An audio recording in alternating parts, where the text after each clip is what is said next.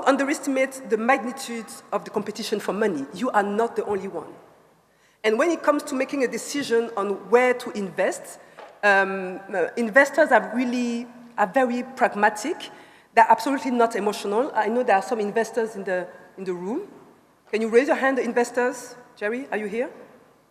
Anyway, they're not emotional. They will go where the risks are minimum and the returns maximum.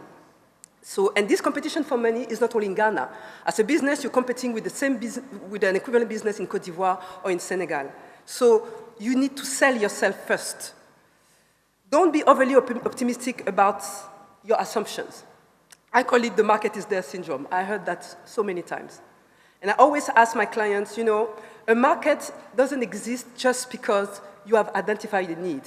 A market exists if people in the market, customers, are ready to pay for the solution that you provide. If they're not ready to pay for it, if they don't see any difference, then you don't have a market.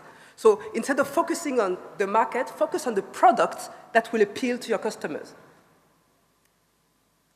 Then don't expect investors to take risks for you. What does that mean? It means that you have a project, let's say, for $5 million, and you expect somebody to put $5 million to cover to help you fund that project. They will want to make sure that you also have something to lose. So they will not necessarily fund everything. That is particularly true for banks. Banks will require that you contribute, what, 20, 25, 30%, it depends on the total project cost, to know that actually the interests are aligned and you will make everything to make the project successful. So therefore, own the fundraising process. It is yours. It's not the advisor's process.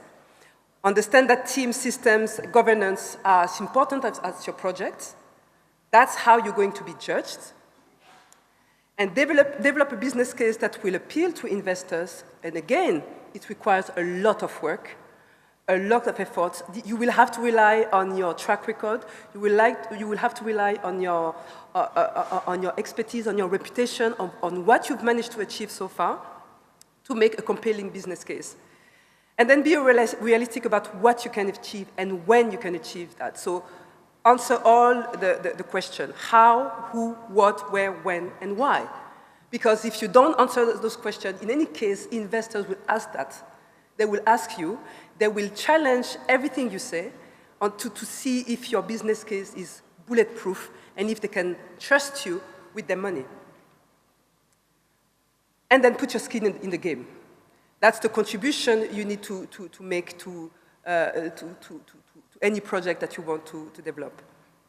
And finally, when you want to negotiate with potential investors, don't be obsessed with control. And this is so West African. I need to own my own business. It's my business. I built it. I don't want to open it to anybody else. Therefore, you stay where you are.